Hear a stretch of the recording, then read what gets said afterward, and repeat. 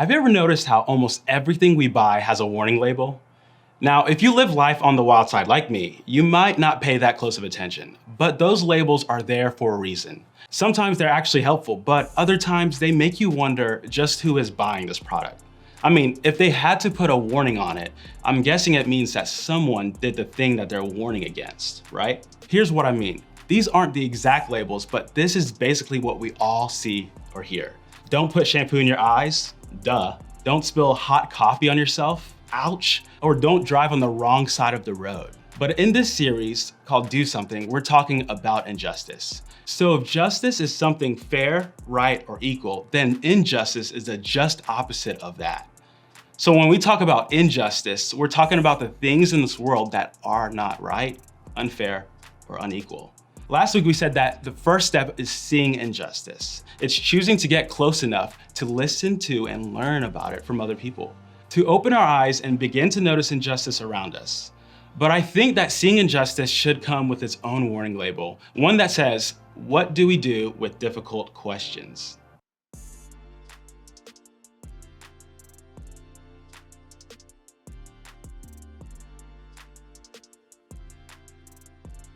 Here's what I mean. Seeing injustice can leave us asking a lot of questions, both about the injustice itself and the God who's supposedly in control of the world where it happens. Maybe you see an injustice in this world and you wonder things like, why would that person say that?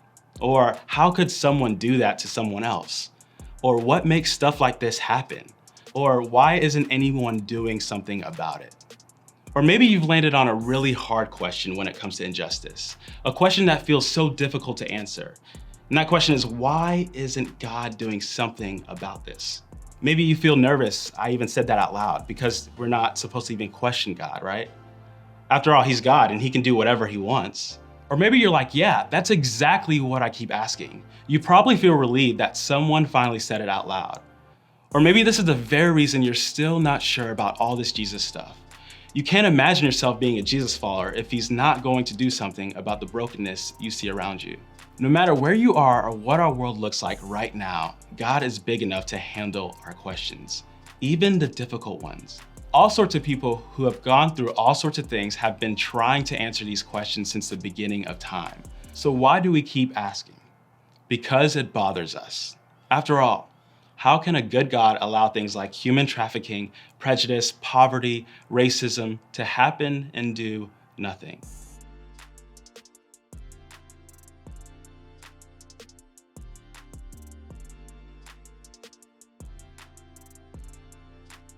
Thankfully, we don't have to guess or assume where God is in the midst of all this.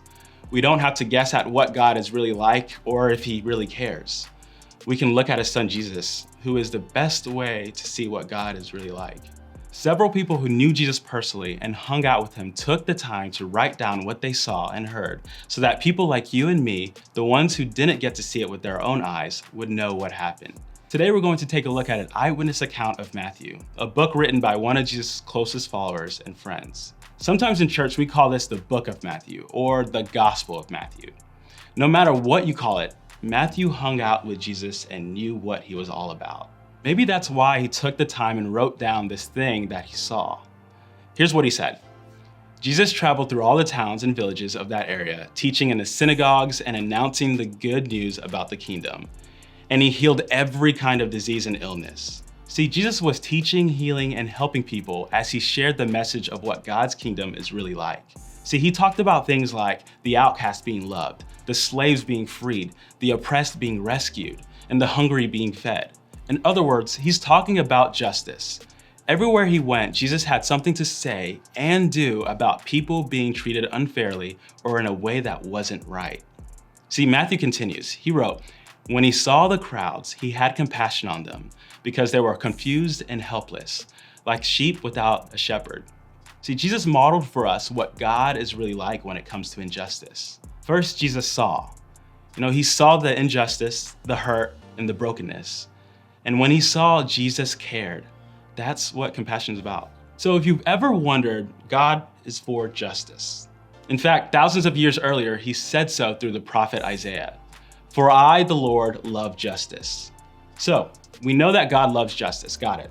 But that still doesn't answer the question, why doesn't he do something about the injustices around us today? Why doesn't he wave a magic wand or do that whole miracle thing he was so good at?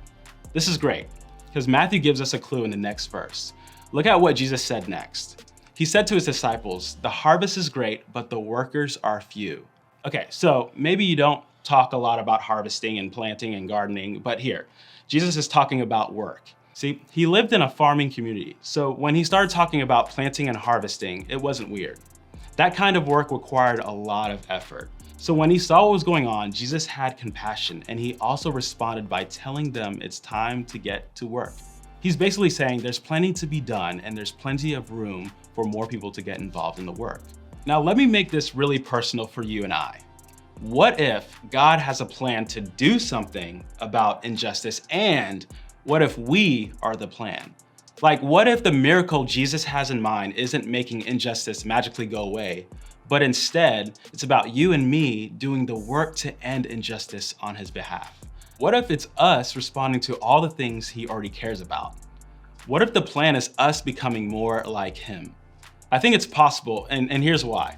See, the Apostle Paul, whose life was changed by Jesus, wrote letters to the early church and taught them what it looks like to be a Christian.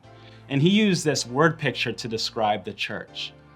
All of you together are Christ's body, and each one of you is a part of it.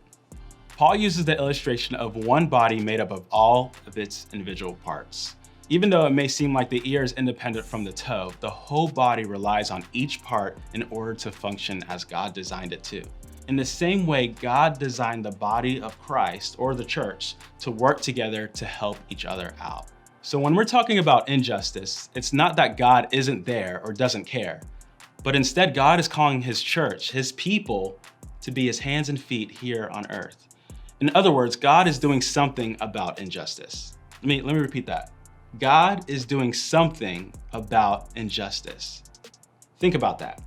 God is doing something already about racial injustice through us. God is doing something about violence towards women, and the plan is us. God is doing something about sex trafficking, hunger, poverty, modern day slavery, and all the injustices we see on a local level and on a global level.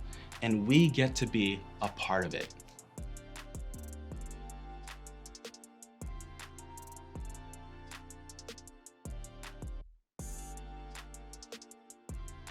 So the question is, will you participate in what he's already doing? If so, where do we start? Here are a couple of steps you can take to begin. The first step is to rethink what we think about injustice. In other words, it's to change our minds about the way we see God, the world, and ourselves when it comes to injustice. Maybe it's time to rethink what it means to be a follower of Jesus. Maybe you thought faith was about singing songs and showing up to church and praying. Now, those things are good things, but to follow Jesus is so much bigger than that. Following means you start to see the world like he sees it. You care about what he cares about, and you treat people the way he would treat people. Then you can begin to do something about the brokenness in this world because you know that it's what Jesus is calling you to do. You can also rethink your responsibility. Maybe you thought responding to injustice wasn't exactly a teenager thing. Or maybe you thought it was important to only care about certain ones. Maybe today is a day to start changing your idea about how injustice impacts us all. To start rethinking how you can think about what you can do personally in response to it. The second step is to change the questions you might be asking. Instead of asking, "Where is God?" ask, "Where am I?" Maybe the next step for you is to choose to be part of what God is already doing in the world. To ask God to begin to show you where you can start working towards justice in your community, your school, or in the world as a whole. Once you've taken these steps, it might be time to find a way to fight justice. What do you see that's breaking your heart? Step up, serve, give your time, give your energy, give your money. Take the skills, personality, the resources that God has given you and find ways to use them to help bring justice to the injustices that God has shown you. Who is working to fight injustice in that area? And how can you partner with them?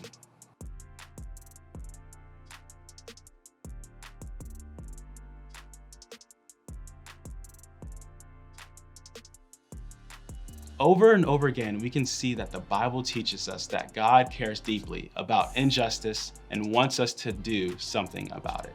This means that his people should be known for being people who do something about injustice. So just imagine if we became known as a group of people who were the most compassionate, the most kind, the most just, the most resilient, the first to speak up, and the first to stand up for others experiencing injustice. Like, imagine the positive impact we could have in our community, our schools, and our world. Imagine the opportunities that we would have to show people that God is for them and God is for helping those who are experiencing injustices. This week in small group, I want you to think about this. What if that were true about your small group? What if that were true of your friend group? What if the Christians at your school or in your neighborhood were the most compassionate, the most kind, the brave, the most vocal about injustice? How might that change the way people see God? Imagine if the people you know would be more willing to believe God is doing something when it comes to injustice because they saw you doing something. And all because we know that even when it might not seem like it or might not feel like it, God is doing something about injustice.